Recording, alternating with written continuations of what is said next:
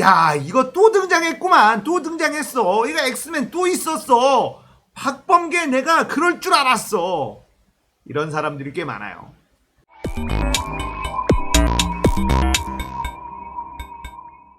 안녕하세요. 딱딱한 뉴스를 쉽고 재밌게 풀어드리는 시사건건 홀스형입니다. 자, 이번에 다룰 이야기는 박범계 법무부 장관 후보 엑스맨일까? 이야기입니다.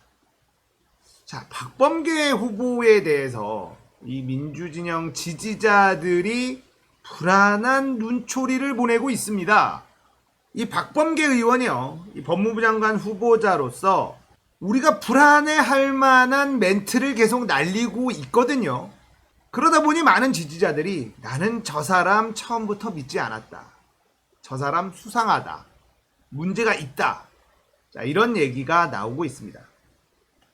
결론부터 말씀드리자면 아직까지 그런 판단은 이르다. 저는 박범계라는 인물을 믿고 있습니다. 자, 박범계가 했었던 말 중에 우리를 불안하게 만든 말이 어떤 말이었냐면 검찰의 수사권 폐지와 관련해서 당장은 어렵다. 이렇게 얘기한 거랑 윤석열 총장과 인사와 관련해서 협의하겠다라는 부분. 이 두 가지 대목에서 사람들이 화들짝 놀라버렸어요. 아니, 검찰의 수사권 폐지가 당장에 어렵다고? 지금 급하게 해도 될까 말까 한 것인데 이게 무슨 말이냐. 거기다가 법무부 장관의 당연한 권리인 인사권을 윤석열하고 협의를 하겠다고? 야, 이거 또 등장했구만. 또 등장했어. 이거 엑스맨 또 있었어. 박범계 내가 그럴 줄 알았어. 이런 사람들이 꽤 많아요. 자, 이 부분에 대해서 제 나름대로의 해석을 해드리도록 하겠습니다. 일단 박범계 후보자는 이렇게 얘기했죠. 당장은 어렵다. 검찰의 수사권 폐지는 당장은 어렵다. 큰 틀에서는 수사권 폐지로 가야 된다라는 전제를 깔고 들어갑니다. 하지만 당장은 어렵다. 수사 공백이 우려되기 때문이다 라는 것이죠. 자, 이 부분은요, 사실 더불어민주당에서 검찰의 수사권 완전 폐지를 하기 위해서 법안 준비를 하고 있는 의원들도 같은 생각이기는 해요. 이 수사권 공백의 최소화를 하기 위해서 어떻게 갈 것이냐 라는 부분에 대한 논의가 활발하게 이루어지고 있는 것이 사실입니다. 법안 발의를 한다고 해서 뚝딱 검찰의 수사권이 사라지게 된다? 이렇게 만드는 게 어렵다는 것이죠. 그래서 이 더불어민주당에서 검찰 수사권 폐지를 위해서 준비하고 계신 많은 국회의원들도 2년 안에 완전 수사권 폐지를 목표로 하고 있다라는 얘기가 들려옵니다. 검찰 개혁은 해야 하지만 당장의 수사권 공백이라는 것도 염두에 두지 않으면 역공을 맞기 딱 좋잖아요.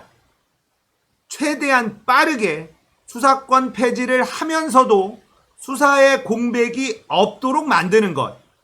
이렇게 꼼꼼하게 법안을 만드는 것이 지금 더불어민주당의 개혁을 하려는 의원들의 숙제입니다. 검찰개혁, 수사권 폐지를 하기 위해서 무리하게 속도를 내다가 그 부작용 때문에 역공을 맞으면 이걸 다시 돌려야 되는 최악의 상황을 맞을 수도 있잖아요. 그렇기 때문에 박범계 후보자가 얘기한 당장 이 단어에 우리가 초점을 맞출 필요가 있다라고 생각을 합니다.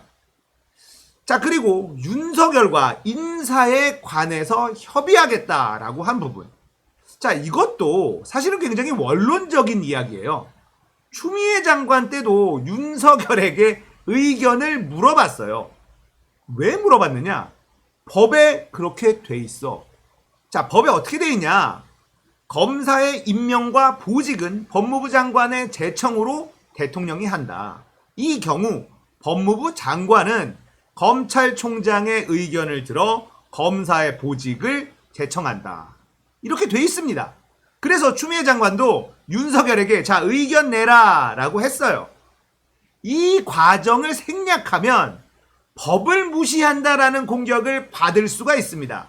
자, 추미애 장관이 윤석열에게 의견 내라라고 했을 때 윤석열이 안 냈습니다. 내라고 했는데 안 냈구나. 그럼 간다. 그렇게 임명을 했어요. 그렇게 인사권을 발동을 했죠.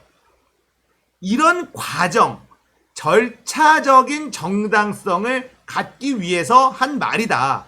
추미애 장관도 윤석열의 의견을 들으려고 했었다. 이게 포인트입니다. 지금 언론의 보도를 보면요. 박범계를 엑스맨으로 만들고 싶어 하는 것 같습니다. 저는 그렇게 느껴져요. 그래서 우리가 너무 성급하게 박범계가 엑스맨이다. 박범계도 안 된다. 그렇게 비판의 목소리, 비난의 목소리를 크게 올릴 필요는 없다라고 생각하는 것입니다. 자, 박범계 후보자는요. 윤석열 가족 수사를 직접 지휘하겠다라고 이야기를 했습니다. 포인트는 사실 여기에요. 여기에 포인트를 맞춰야 되는데 언론들은 그 앞에 것에 포인트를 맞추고 있죠. 그 얘기는 뭐냐면 민주진영 내부의 갈등을 불러일으킬 수 있겠다. 이건 호재다. 박범계의 저 워딩은 우리에게는 호재다. 라고 판단한 것은 아닐까라는 생각이 듭니다. 앞에서 얘기한 부분은 역공을 당하지 않기 위한 원론적인 이야기를 한 것이다 라고 본다면 중요한 부분은요. 윤석열 가족에 관련된 수사는 직접 본다라는 거죠. 사실 이게 더 중요한 부분입니다. 자, 많은 진보진영, 민주진영, 상식이 통하는 시민들이 답답해하는 부분이 있다는 걸 알아요. 왜 이렇게 느리냐? 더 빨리 못하냐? 180석 가지고 좀 더 빨리 해라. 이 기회가 언제 올지 모른다. 다음 총선에 180석이 안 될 수 있지 않느냐. 이 절호의 찬스를 절대 놓쳐서는 안 된다라는 절박함 때문이라고도 생각하고요. 대한민국 국민들이 워낙에 속도에 능해요. 빠른 것에 능합니다. 그리고 적응도 굉장히 잘하죠. 대한민국 사람들의 빠른 속도에 적응하는 것을 보면 전 세계가 다 뒤집어져요. 우리나라에선 당연한 것인데 지금 전 세계 외국으로 나가면 너무나 당연하지 않은 것들이 많습니다. 그건 우리는 빠른 변화에 빨리 적응을 해버리기 때문에 그래요. 대한민국 국민은 전 세계의 다른 민족들과 차원이 다른 적응력을 가지고 있습니다. 성격도 급하죠. 예전에는 성격이 급하다, 빨리빨리 이런 게 대한민국 국민성의 단점으로 지적이 됐지만 이렇게도 빠른 속도로 변화하는 이 세상에서는 대한민국의 이 빨리빨리 급한 성격 이런 게 엄청난 장점으로 발휘가 되고 있어요. 그런데 이게 제도개혁이나 이런 정치개혁 여기에도 적용이 되는 겁니다. 아, 좀 더 빨리 해줘. 우리는 적응할 준비가 되어 있어. 이러고 있는 거거든요. 자, 지금 더불어민주당과 문재인 정부가 조금은 답답해 보이는 개혁 속도를 내는 이유는 역공을 당해서는 안 된다는 절박함 때문이라고 생각하거든요. 적폐들의 뿌리는 매우 깊습니다. 이걸 변화시키는 건 힘든 일이에요. 어설프게 개혁을 했다가 역공을 맞고 다시 되돌아가 버린다면 두 번 다시는 개혁을 하지 못할 수도 있다. 그렇기 때문에 한 번 할 때 제대로 해야 된다. 이런 절박함도 분명히 존재할 것이다 라는 생각을 하고 있습니다. 저들의 뿌리가 매우 깊다고 그랬잖아요. 우리가 약간의 빈틈만 보이면 이들은 그걸 침소봉대할 수 있는 능력이 있습니다. 언론들도 전부 다 저들의 편이잖아요. 약간의 잘못만으로도 큰 잘못으로 만들어서 이 개혁이 잘못된 개혁인 것처럼 만들어낼 수 있는 능력이 저들에게는 있다는 거예요. 그러니까 절차적 정당성도 하나하나 따져가면서 개혁을 해야 되니 국민들이 봤을 때는 답답하게 느껴질 수도 있겠다. 이런 생각을 해보는 거예요. 자, 박범계 후보자가 엑스맨이냐? 저는 아직까진 그렇지 않다라고 생각합니다. 박범계라는 인물은 노무현과 함께 했었던 사람이에요. 그리고 지금까지 박범계라는 인물이 살아온 행보를 쭉 보면 엑스맨처럼 행동했었던 적은 없습니다. 우리가 그 사람의 말과 행동에 대해서 판단을 할 때 그 사람의 삶의 역사를 들여다보는 것이 굉장히 중요하거든요. 박범계는 제가 보기엔 아직까지 그런 삶을 살아오지는 않았습니다. 촛불 시민들의 강렬한 개혁 요구에 뒤통수를 때릴 만한 인물은 아니다. 이런 판단을 하고 있기 때문에 아직까지 여러분들 섣부르게 판단하고 분노하지 않았으면 좋겠습니다. 그렇게 우리끼리 내부 분열이 일어나는 것은 저들이 원하는 것일 수도 있습니다. 박범계 후보자가 법무부 장관이 되어서 하는 일들 하나하나 우리가 날카로운 시선으로 감시하면서 좀 더 지켜보자고요.